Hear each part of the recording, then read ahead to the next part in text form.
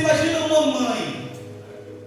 E Paulo vai dizer o que nós devemos fazer com essa causa. Ele vai dizer: por esta causa eu me ponho de joelhos. E nós estamos num culto que tem dois temas. E eu não quero categorizar, mas eu queria que você pensasse isso comigo. Tem dois temas que pensa numa coisa que depende do joelho no chão. Pensa de uma coisa que depende de oração. Pergunta para a mãe que não é cristã se é fácil para ela ser mãe sem ter a direção do alto, sem ter um Deus para recorrer, sem poder colocar o joelho no chão e te pedir a Deus para que Ele possa agir. Sem querer. Poder das palavras. Aleluia! Pergunta se é fácil. Agora você imagina entrar num projeto missionário sem oração.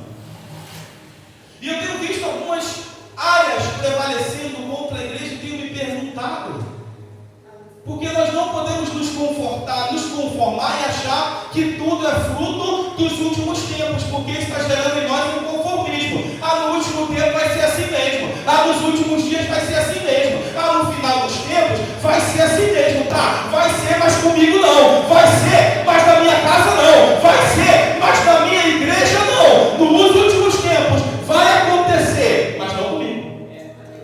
Eu vou continuar firme na presença. E ele segue glorificando a Deus, glorificando a Jesus Cristo. E ele usa um termo aqui que eu quero olhar para você: para todo o sempre. Amém. Posso podem dizer amém? Amém. Para todo o sempre. Quando que é sempre? Sempre é hoje? Sim ou não? Sempre foi ontem? Sempre é amanhã? Agora falar é fácil. O que eu gosto na Bíblia é que ela fala e ela mostra. Ela fala e ela apresenta. Então nós não sabemos quantas mães existem que perderam seus filhos. Nós não sabemos quantos missionários passaram no domingo hoje longe das suas mães, ou porque estão em missões, ou porque as mães estão envolvidas em missões. Nós não sabemos quantas mães perderam o seu filho hoje trabalhando no campo missionário. Nós não temos esses dados, mas o que nós sabemos é que sobre esses dois projetos existe um Deus, existe um Senhor Jesus que está com as mãos estendidas ontem, hoje e amanhã. E se tiver glória para liberar, o que nós sabemos é que ninguém é mãe sozinha, porque Deus está sempre com ela ontem, hoje e amanhã. O que nós sabemos é que não existe solidão no trabalho de missões, porque Deus está conosco ontem, hoje e amanhã. Deus estava com o presbítero Leandro no carro quando ele estava sequestrado, indo para uma favela levar uma carga, e ele ganhou um traficante para Jesus. Deus estava com o evangelista Wagner quando ele abordou o irmão de uma outra religião, e o irmão voltou atrás e disse: eu vou voltar para minha casa. Deus está com você quando você estava com você, quando você ergueu a mão para orar por esses meninos. É ontem, hoje e amanhã. Dá para ver isso, evangelista? Vamos para uma página seguinte. Capítulo 1, verso 3 da carta dos Efésios. Vai dizer assim: fechou com a Bíblia, irmão? Capítulo 1, verso 3 vai dizer assim: bendito o Deus e Pai nosso Senhor Jesus Cristo, o qual nos abençoou, repita comigo, abençoou com todas as bênçãos espirituais nos lugares celestiais em Cristo, como também nos elegeu, repita comigo, nos elegeu nele antes da fundação do mundo, para que fôssemos santos e irrepreensíveis diante dele em santidade. Você repetiu comigo dois verbos. O que esses verbos têm em comum, você que é bom de português já percebeu. bendizendo a Deus. Paulo está aqui louvando a Deus, louvando a Jesus Cristo. E ele vai dizer que ele nos elegeu, e ele vai dizer que ele nos abençoou. Esses dois verbos estão no passado. Paulo está aqui na carta aos Efésios. Ele abre a carta falando de coisas que Deus fez. Ele abre a carta mostrando aquilo que Deus fez, e é um passado fora daquilo que é natural para nós, porque ele vai dizer que ele nos elegeu antes da fundação do mundo, antes dele fundar o mundo. Ele já sabia quem era o Rosildo, ele já sabia quem era o Priele. Antes dele fundar o mundo, ele já tinha enxergado, contemplado este ministério, porque ele foi. Ele foi. E eu quero que você traga isso para o seu coração. O verso 3, ele diz: bendito Deus e Pai de nosso Senhor Jesus Cristo, o qual nos abençoou com todas as bênçãos espirituais nos lugares celestiais. Paulo está bendizendo, Paulo está adorando. Vamos ver outro texto rapidinho?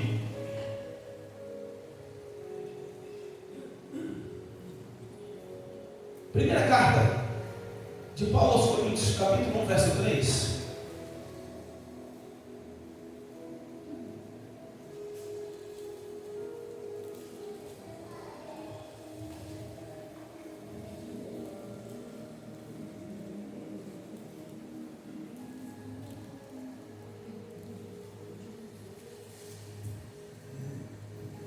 Escrito está: graça e paz da parte de Deus, nosso Pai, e do Senhor Jesus Cristo. Sempre dou graças ao meu Deus por vós, pela graça que vos foi dada em Jesus Cristo, porque tudo foste enriquecido nele, em toda a palavra e em todo o conhecimento. Graça e paz da parte de nosso Deus e da parte do Senhor Jesus Cristo. Glória a Jesus. Irmãos, segunda epístola de Paulo aos Coríntios, segunda, capítulo 1, verso 3. Segunda de Paulo aos Coríntios, capítulo 1, verso 3. Bendito seja o Deus e Pai, nosso Senhor Jesus Cristo, o Pai das misericórdias, o Deus de toda consolação, que nos em toda a nossa tribulação, para que também possamos consolar os que estiverem em alguma tribulação, com a consolação com que nós mesmos somos consolados em Deus. Paulo está escrevendo aos Coríntios, e ele vai apresentar aqui, ele vai abrir a sua carta também, é uma palavra onde ele está bendizendo ao Senhor, e ele vai dizer: olha, que nos consola, que o que tem de diferente esse verbo do outro? Esse verbo está no presente, esse verbo está no presente. Ele vai dizer: bendito seja Deus, que nos consola em todas as nossas tribulações, para que também possamos consolar os que estiverem em alguma tribulação. Agora você precisa prestar atenção que a obra que Deus opera em você não é uma obra para que você possa guardar e apenas agradecer e ir para casa e viver a sua vida. A obra que Deus opera em você é uma obra que você precisa multiplicar e operar também nos outros. Porque primeiro Deus vai operar em mim, para depois operar através de mim. Então primeiro Ele me consola, primeiro Ele me conforta, primeiro Ele me afaga, primeiro Ele me dá o ombro, primeiro Ele me coloca no colo, para que depois eu também possa estender a mão para o meu irmão. Então não é só o que Ele faz em mim, é também o que Ele faz através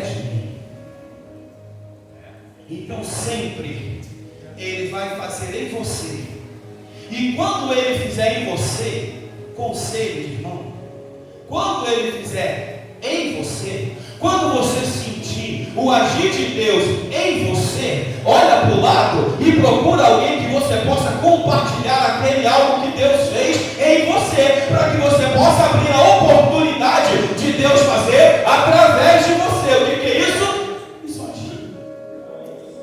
Aquilo que Ele operou em mim, a salvação que Ele operou em mim, eu quero que Ele opere também naquele que está lá fora e que não conhece os benefícios de servir a Deus. Então aquilo que Ele fez em mim, eu faço no outro. Se Ele me amou primeiro, eu amo o outro primeiro. Então primeiro Ele opera em mim. Primeiro da boca para dentro, depois da boca para fora. Ele vai operar em você para te capacitar, para que você possa operar através dele no outro. Então olha para o seu irmão com carinho, não aponta o dedão para ele. Olha com carinho para o seu irmão, você é meu irmão. Fala, fica com medo, está com medo do irmão. O bispo aqui em cima, fica com medo do irmão. Olha para lá, fala, meu irmão, para com essa história de eu não consigo. Para com essa história de eu não posso. Se Deus já fez em você, Ele está te capacitando para você fazer no outro. Então, não guarde Jesus como um bem particular seu. Compartilhe Jesus o máximo que você puder. Quer garantir a curtida? Compartilhe Jesus o máximo que você puder. Pode ter certeza que você perdeu um seguidor, você vai ganhar outros aí. Muitos, muito mais. Mas o que eu preciso mostrar para você é o que nós estamos vendo aqui.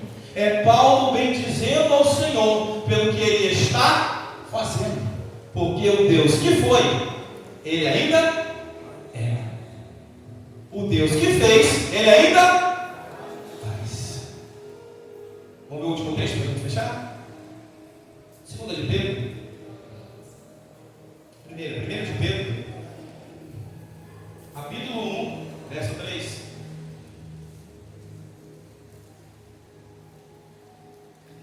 Está ali para a gente não há um tempo.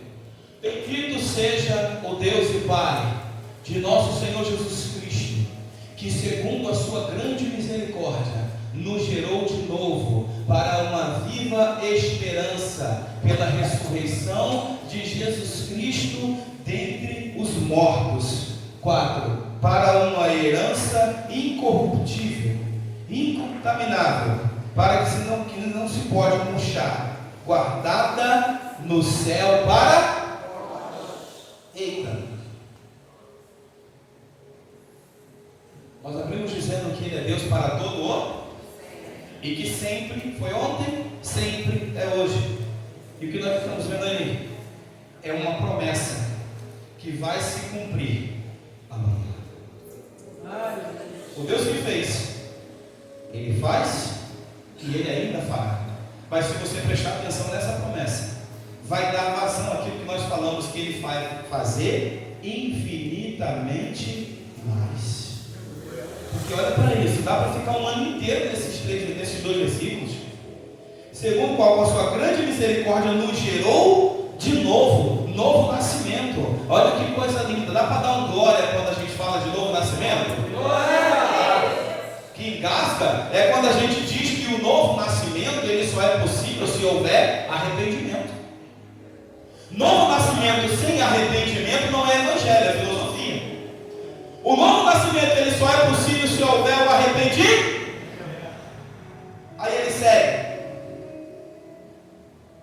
Segundo a sua grande misericórdia, para uma esperança, pela ressurreição de Cristo dentre os mortos, para uma herança incorruptível, incontaminável e que não se pode murchar, guardada dos céus para nós. Incorruptível não mistura, não dá para alterar, não dá para afetar. Incontaminável não suja. suja, não contamina, não pega essas coisas do mundo, não pega essas zicas do mundo. Ele vai dizer que não murcha, está conservado, não estraga. É aquilo que Deus tem preparado para você. Eu já mencionei aqui, eu fiquei bastante tempo tentando entender as coisas que tem no céu. Eu fiquei bastante tempo tentando entender a rua de ouro, aqueles muros. Eu fiquei bastante tempo tentando entender essa inversão de valor do mundo e céu, que aquilo que aqui é guardado a 7 chaves no banco, no céu é colocado no chão para a gente pisar. Eu fiquei muito tempo tentando entender as coisas que tem no céu. Agora, quando eu olhei Apocalipse 22, que me disse as coisas que não vão ter no céu, a história mudou. Eu não quero nem saber o que vai ter ouro, meu irmão. Eu não estou nem preocupado com negócio de valente, de diamante, nada. Eu quero ir para lá, porque lá não tem dor, lá não tem covardia, lá não tem choro, lá não tem traição, lá não tem fome, lá não tem doença, lá não tem tristeza. Então eu quero ir para o céu, eu quero essa herança incorruptível. É por as coisas que não vai ter lá. Não vai ter. Não vai ter dor. Não vai ter fome. Não vai ter tristeza. Não vai ter choro. Então, glória a Deus pela rua de ouro. Eu não estou te merecendo. Mas o que não vai ter lá é tão motivador para a gente querer ir quanto o que vai ter lá. Quantos aqui são alvo dessa promessa? Quantos aqui são alvo dessa promessa? Quantos aqui são alvo dessa promessa? Quantos irão até o final para dar essa promessa? Nós vemos 3 textos. E dentro desses 3 textos, nós vimos o Deus que lá em Efésios diz que é para sempre. Nós vimos o Deus que fez, nós vimos o Deus que faz e nós vimos o Deus que fará. Pergunta assim, e eu? Pergunta, e eu? Você só tem o trabalho de crer.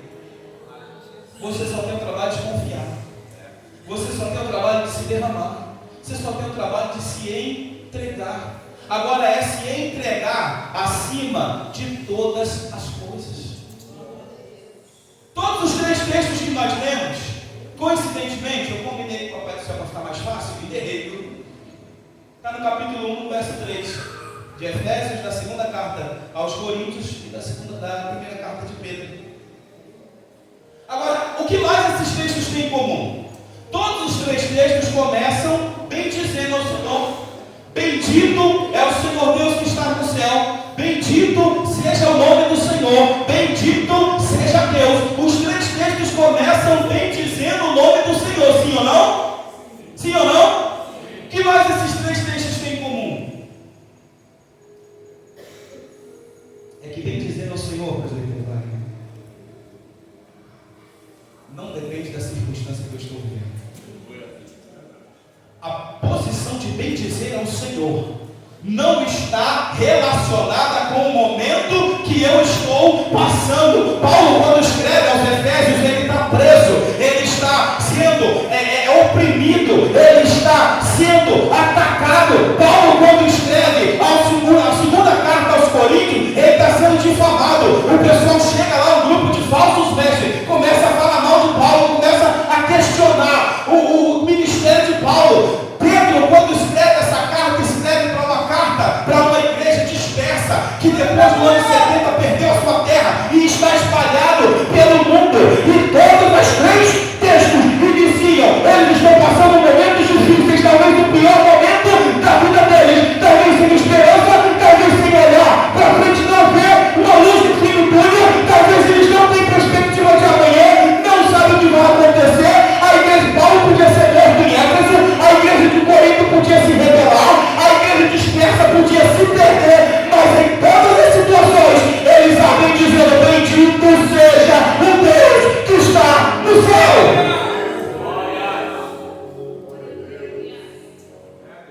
Bendito seja o Deus que está no céu. Paulo, tu está preso, Paulo. Tem perspectiva de tu sair daí não, hein? Bendito seja o Deus que está no céu. Paulo, o pessoal aqui está mandando a língua em você. Está dizendo que você é mentiroso. Está dizendo que você é falso. Está dizendo que você não tem carta. Está dizendo que você não tem recomendação. Está dizendo que você traiu o farisaísmo e agora você está querendo destruir o cristianismo, Paulo. Bendito seja o nosso Deus que está no céu. Pedro, a cidade está devastada, Pedro. O templo foi destruído. Os judeus foram expulsos da sua casa. Eles estão errantes, estão perambulando por aí, no meio de nações estranhas, Pedro. Essa carta, se bobear, nem chega aos destinatários. A igreja se perdeu, a igreja se dispersou. O projeto de Cristo deu errado, Pedro. Bendito seja o Deus que está no céu. Você, mamãe, eu não sei qual é o processo que você está passando dentro da sua casa, com o seu filho. Eu não sei se vocês conhecem uma mãe que está passando um processo difícil dentro de casa. Eu não sei se você conhece um missionário local ou transcultural que está passando por alguma dificuldade dentro de casa. Mas nós que somos servos fiéis do Senhor, temos uma frase ensaiada para responder às investidas do inimigo contra a nossa vida. Bendito seja o nome do Senhor. Bendito seja que está no céu. Bendito seja aquele que criou todas as coisas. A parte mais linda do texto de Jó é quando Jó olha, se não me engano, acho que é capítulo 14, verso 13, ou 13, 14, e ele diz assim: por que motivo tomaria eu a minha vida com as minhas mãos? Arrancaria das mãos do Senhor e me entregaria a minha própria sorte? Jó é convidado a abandonar a Deus. Ele diz: será que existe vida sem Deus? Ele nem consegue enxergar isso, meu evangelista. Ele nem consegue enxergar. Mas, gente, existe vida sem Deus? Não sabia, isso para mim é novidade. Ele diz: ainda que ele me mate, nele eu esperarei. Ainda que isso custe a minha vida. Mas está doendo dentro da tua casa, bendito seja Deus. Mas está com levante no teu trabalho, bendito seja o nome do Senhor. Mas as coisas não estão fluindo como deveria, bendito seja o nome do Senhor. Que nós possamos escrever no nosso coração essa palavra de bênção e responder às investidas do inimigo, lembrando que Ele é bendito, lembrando que Ele é santo, e a única palavra que vão achar na nossa boca: bendito seja o Senhor Deus dos céus, Criador de tudo,